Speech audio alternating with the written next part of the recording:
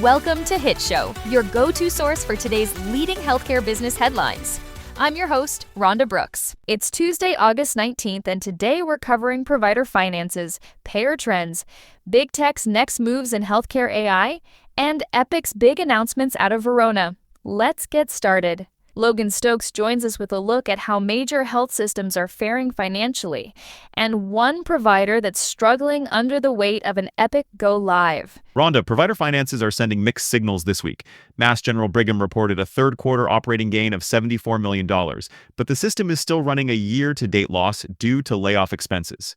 Revenues rose 12% year over year, though spending on GLP-1 therapies continues to weigh on the health plan's medical loss ratio. Over in the Midwest, Fairview Health is touting a $600 million turnaround, a remarkable rebound achieved through cost discipline, operational efficiencies, and more strategic partnerships. It's become a bit of a case study in margin repair. But it's not good news everywhere.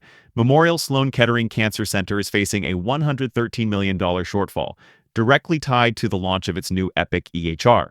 Executives point to high go-live costs, extensive staff training, and workflow disruptions as the main drivers.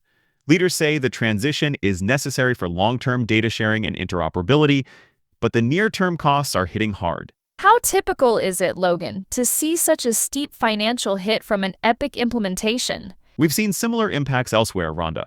For large academic centers, a go-live can run well into the hundreds of millions when you factor in IT build, consulting fees, and clinical productivity losses. For Sloan Kettering, the size of the loss underscores just how disruptive and expensive these EHR migrations remain. Appreciate the perspective, Logan.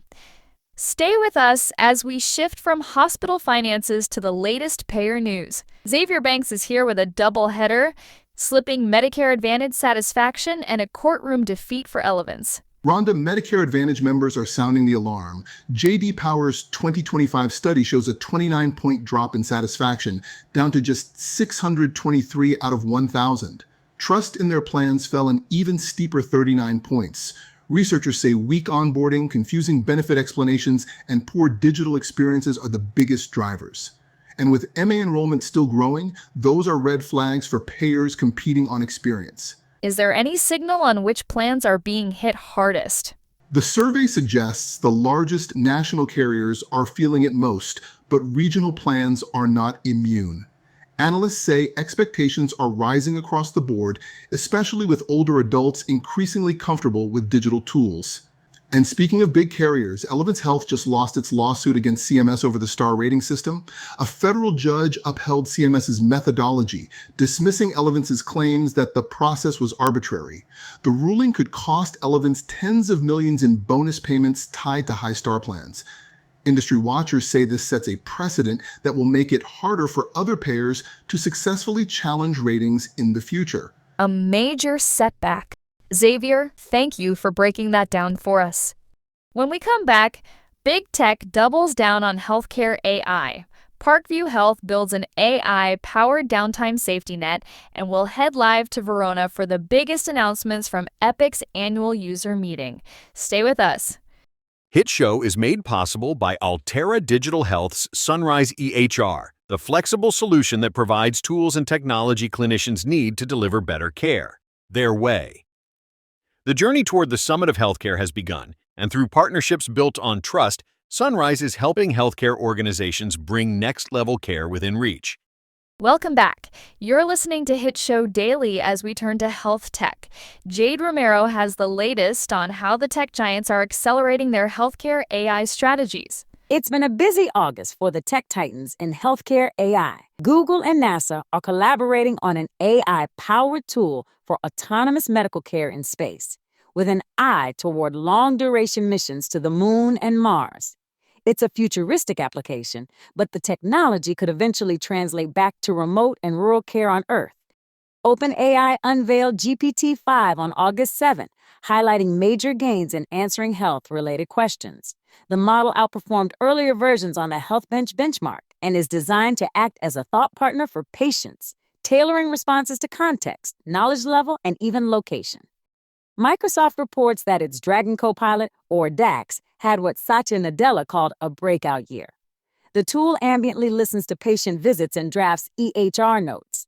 It's already documented over 13 million patient encounters across healthcare systems. And Google Cloud partnered with HCA Healthcare to build a nurse handoff tool. Powered by MedLM, it generates concise, AI-assisted shift summaries that integrate with the EHR. The pilot is now live at 5 HCA hospitals. These examples show how quickly big tech is embedding AI deeper into both clinical workflows and building consumer-friendly tools. Thanks, Jade. Makes me wonder which of these companies will be showcasing their AI engines at the health conference in Las Vegas this October, and what they'll have in their booths. Appreciate the update. Now let's shift to resilience.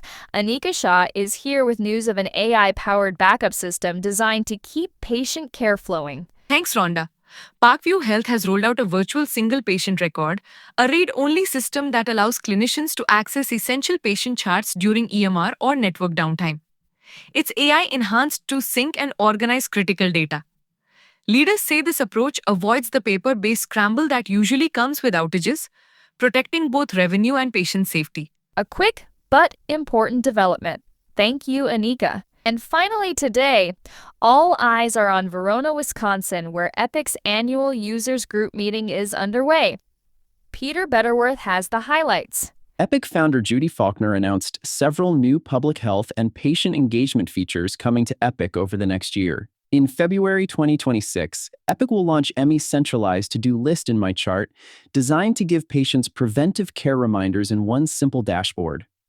Also in early 2026, select flagship clients will adopt a new clinical trial management system built directly into Epic. And perhaps most notably, Epic is developing a disease outbreak monitoring capability through its Cosmos data platform, aiming for nationwide and even global early detection. Beyond those announcements, Epic also expanded its Toolbox program with partners like Ambience Healthcare, making AI scribes, transcription, and coding tools more deeply integrated into Epic workflows. Huge updates from Verona, thanks Peter. That's all the time we have for today. Thank you for joining us on HITshow. If you liked these stories, please follow us on LinkedIn and check out our in-depth feature videos on HIT.show. HITshow, your go-to source for healthcare business news, can be found all the places where podcasts are heard. Please join us again tomorrow for the latest headlines in healthcare.